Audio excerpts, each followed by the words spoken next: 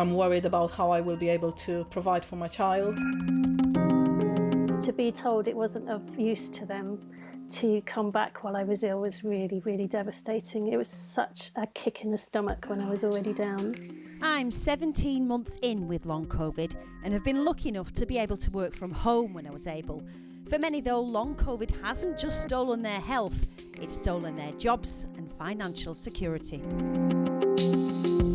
Does the current return to work pattern then not work for people with long COVID? And No. Why? People are now becoming more aware of long COVID, but that recognition isn't yet backed up by proper employment or benefit support. Let's see. Anna is a single mum with a 4-year-old son. I have ongoing constant pain. It affects every part of my life. She was made redundant before the pandemic and now she's too unwell to work. Not being able to work has brought me below poverty line. I'm worried about how I will be able to provide for my child. There seems to be no financial help for people with long COVID. I feel that I'm failing as a parent because I can't provide for my child as much as I would want to. Jo House is a scientist and has a job she loves, but her illness meant she was struggling to get back to her normal hours. They have a return to work model that says that you can only return to work when you can work 50% time and be full time within a month. And that's just not something that works with long COVID. I've actually been told things like it's not a value for you to return until you can do that much. Sarah's a community midwife. I got what rapidly turned into my dream job because I just loved it.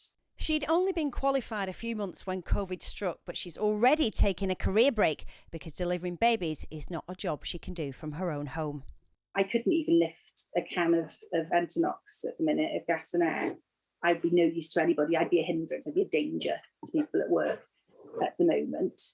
I couldn't, if I was in labour ward, if the emergency alarm went off, there's no way I could run to be of any help at all. I'm not fit to work. Sarah's been well looked after by her NHS trust, but it's easy to see why long COVID presents such a challenge to employers. It's an open-ended illness that's also unpredictable. Some days you might feel fairly well, then others you might be wiped out again for no obvious reason. Recent research from the TUC found that over half of those with long COVID had experienced some sort of discrimination or disadvantage in the workplace due to their condition. Around a fifth said their employer had questioned the impact of the symptoms, and 1 in 20 said they'd been forced out of their jobs altogether because they had long COVID. Like our next interviewee, a nurse in the private sector, she doesn't want to be identified because she's taken her employer to a tribunal.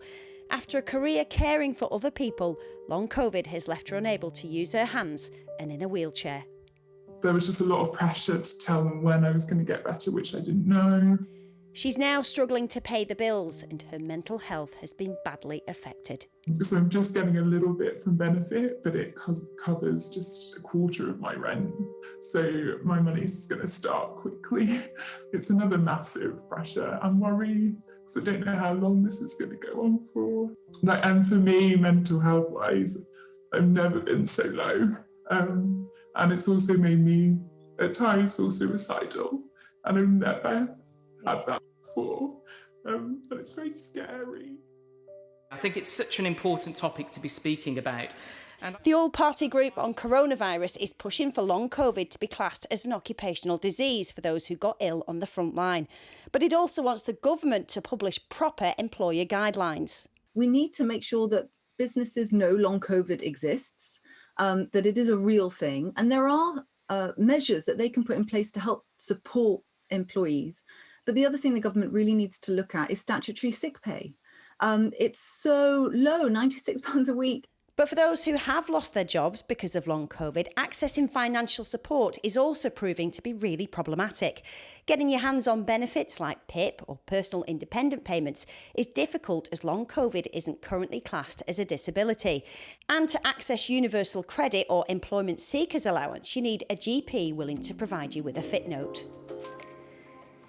That's the situation I'm in now. Universal Credit is asking me to work, and the GP has stopped providing me with the fit notes because they want to discuss if I'm still entitled to them.